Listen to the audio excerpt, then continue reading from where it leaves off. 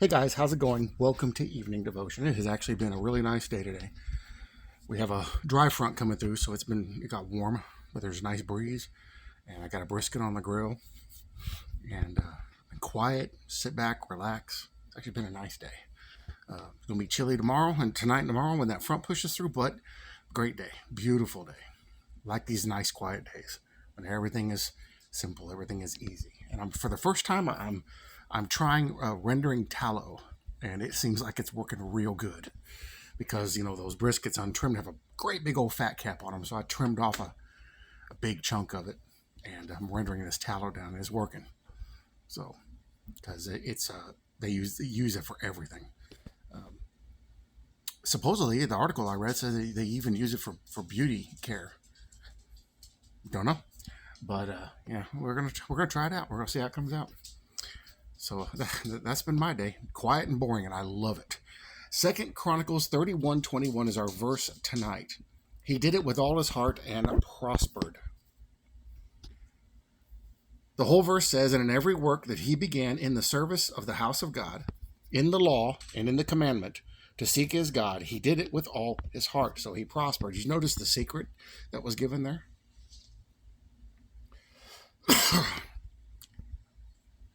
He told you how to seek God. Service to God, and the law and the commandment, because they had that back then. That governed everything. But everything he did in his seeking for the Lord, he did it with all his heart. That's how we seek the Lord, with all our heart. We have the Word.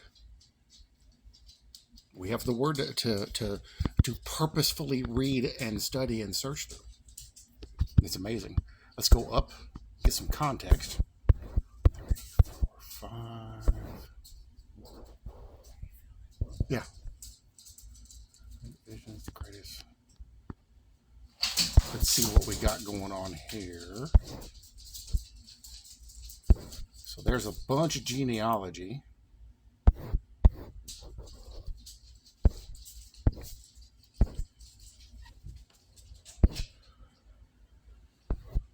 Okay, I guess we'll start here in verse 16. Besides those males from 3 years old and up who were written in the genealogy, they distributed to everyone who entered the house of the Lord his daily portion for the work of his service by his division.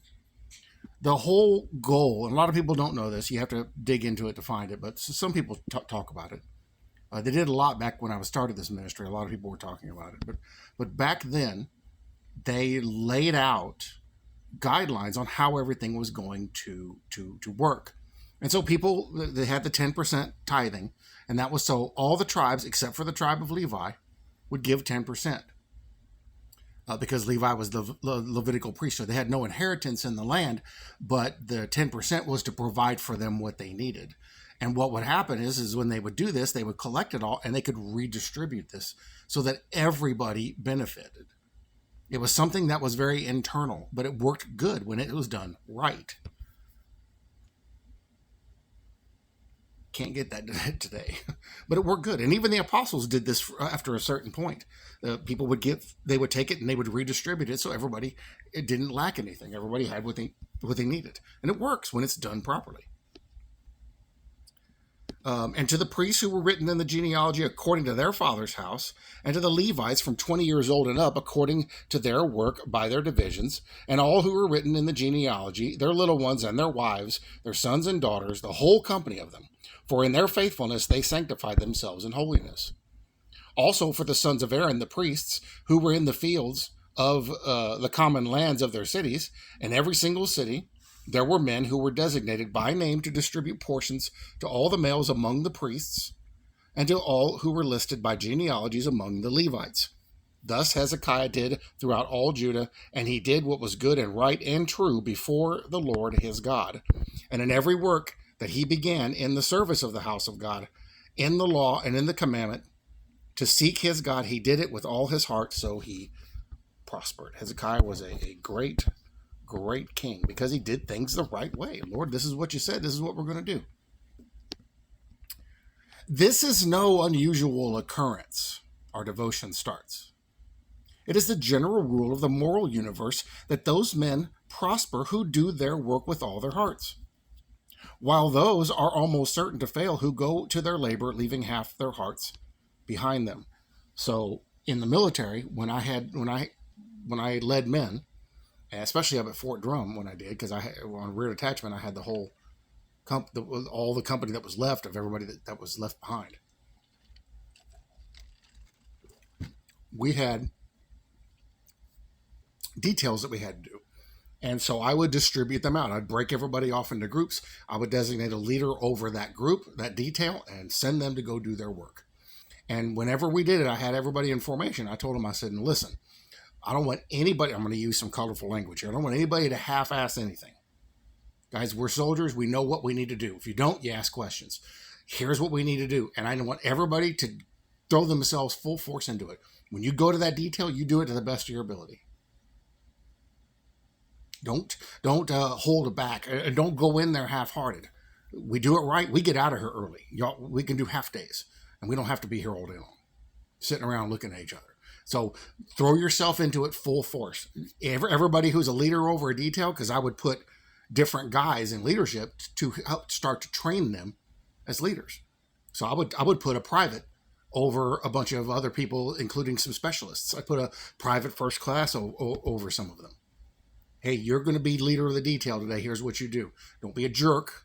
Don't treat everybody badly. Do it right. Be a leader. Be a leader and lead by example. Show them. And the men loved it. They wanted to do these things. And they did them perfectly. It was great. We had the best record on details than any other unit on the airfield. And we got it done quick because we didn't play around. We knew what we were doing. And the guys hoofed it. They went in there and they got after it double time and got it done. So they throw themselves full force into it. We're called to do that in our Christian walk. To be a Christian with your whole heart. God does not give harvest to idle men except harvest of thistles. Nor is he pleased to send wealth to those who will not dig in the field and find its hid treasure. It is universally confessed that if a man would prosper, he must be diligent in business. This is a given. It is the same in religion as it is in other things. If you would prosper in your work for Jesus, let it be heart work, and let it be done with all your heart. Put as much force, energy, heartiness, and earnestness into religion as ever you do into business, for it deserves far more. The Holy Spirit helps our infirmities, but he does not encourage our idleness. He loves active believers. He wants us to be active. Read the Bible. Be purposeful in your reading and your study. Pray. Meditate. Who are the most useful men in the Christian church? The men who do what they undertake for God with all their hearts. In my last church, we were having this conversation on a work day on a Saturday. And we were tearing a roof off of the bathhouse and it was getting re-roofed. We had to remove it. But he had a crew that was going to come in. They were going to do it because they were helping him out. And they said, if you take it off, we'll replace it. And so we were taking it off. And I did roofs when I was in my late teens. So I had the shovel and I'm out there and they're rapping and they're talking. I'm out there and I'm popping half the shingles on one side of the roof. I cleared one side of that roof before two guys got the other side even halfway done and got all the shingles off. And he's like, man, he goes, have you done this before? Yeah. He goes, hey, you ain't wasting no time. We're getting barely a shingle. You're getting like whole sheets of shingles. And I said, that's because when I do this stuff, I do it for God. I'm not doing it for you guys. I do it for God. And I'm going to give him my best. I was being serious. But who are the most useful men in the church? The men who do what they undertake for God with all their hearts. Who are the most successful Sabbath school teachers? That's a Sunday school. The most talented? No. The most zealous? The men whose hearts are on fire? Those are the men who see their Lord riding forth prosperously in the majesty of his salvation. It's not about how good you are at it. It's not about how talented you are. It's not about how articulate you are. It's not about how smart you are or how learned you are or how studied you are. It's that you're willing to do it. See, you go in the Bible and you look, and the Lord uses it in incredibly unqualified people to do great feats of faith because their heart's in it. He doesn't go by talent. Their heart's in it. Wholeheartedness shows itself in perseverance. There may be failure at first, but the earnest worker will say, "It is the Lord's work and it must be done. My Lord has bidden me to do it. And in his strength, I will accomplish it." There you go. It's not me. I don't have the strength. It's in the strength of the Lord that I will do it. If I'm willing, he'll make me able. Christian, art thou thus with all thine heart serving thy master? I can say unequivocally that I am not. I have room for improvement. I could do better. And so I need to work on myself so that I do better. Now, if I can make that declaration, even though, I'm doing what I'm doing, everybody can make that declaration, and everybody should. There's more I can do. I could be sharper in how I do things. Everybody should be able to say that. I'm not doing enough, but I can do more. And when the Lord makes me able to do it, I'm going to do it. And if I have an opportunity to do it, I'm going to do it. I need to make an effort for that. Remember the earnestness of Jesus. Think what heart work was his. He set the example. Now, because of life is today, most of us can't measure up to that example. I don't think anybody ever could. We do the best we can. The zeal of thine house hath eaten me up. When they call you a zealot, a religious zealot, tell them thank you. I appreciate the compliment. I have zeal for my Lord. When he sweat great drops of blood, and it's funny, people disagree with that verse and say that's not what happened. That's exactly what happened. It's a real condition. I've witnessed it happen. It happens on bodybuilders. Great strain will make blood come out of their pores. It's a condition. I've seen it. When he sweat great drops of blood, it was no light burden he had to carry upon those blessed shoulders. And when he poured out his heart, it was no weak effort he was making for the salvation of his people. Was Jesus in earnest? And are we lukewarm? He took to the work he had on the cross with everything he had in him. Now, most people can't do that. And mostly it's because of ourselves. But most people can't do that. If we didn't have families and we were going down a different path, then maybe we could throw ourselves that much into it. But most of us, if not all, almost all of us, except for a very, very small portion, like people like John the Baptist, can follow along with what the Lord did. Most of us can't. We do the best we can with what we've been given. But then again, you always keep in mind, it wasn't meant for every one of us to go that route. It wasn't meant for every one of us to be that way. That's why he uses all of his people to do his will. So it's not on one person, but on many. The whole body works for this. But what we are given to do, let's throw ourselves into it full force, wholeheartedly. Let's give it everything we have. And when we fall short, say, okay, Lord, well, I didn't measure up this time, but you know what? I'm going to do better next time. Give me the ability to serve you. Whatever capacity I'm given to serve. Give me the ability to serve you completely, fully. And once you come to that place, because it used to bug me, once you come to that place where you know you fall short, where you know you don't measure up, it makes it a whole lot easier just to go out there and do what you need to do. It makes it a whole lot easier just to go out there and do what you've been given.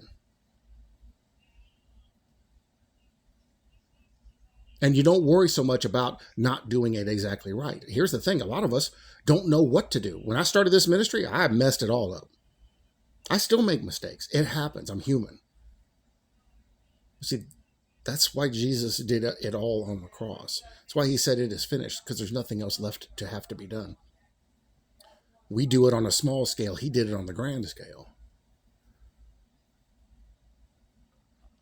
So if we can do better, we do better. If we can't, we can't.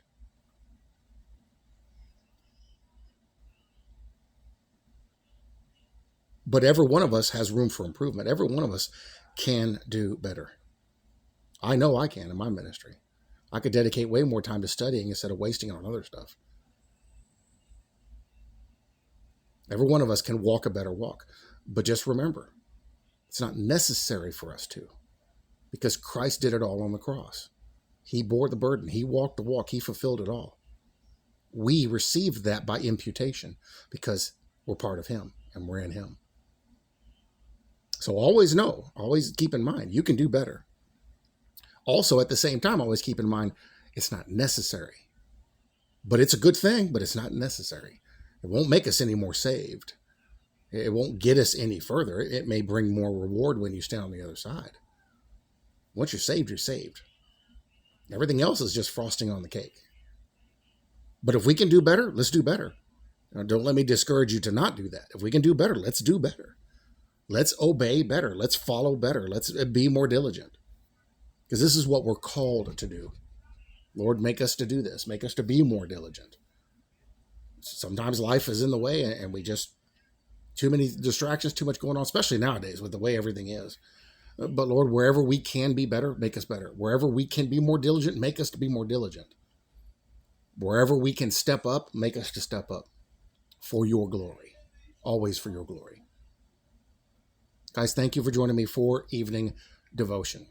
So be honest with yourself. Be honest with yourself. I don't measure up. I don't do it enough. I don't do it with all my heart. I need to do better. And then remind yourself, I'll do the best I can with what I have. And if the Lord needs me to do more, he'll give me what I need to be able to do more. But I'll do the best I can with what I have. And do it for his glory. Those things done imperfect, when you do those things imperfectly, but with that perfect motivation, it adds way more value to those imperfect things. And when you look through the scriptures, you'll find that. The greater glory comes from why we do it, not what we do. Because what we do will always fall short. But why we do it, our motivation, that, doing it with your own heart, that makes it way better. I love you all very much. I bless you all in Jesus' name. And I'll see you in the next video.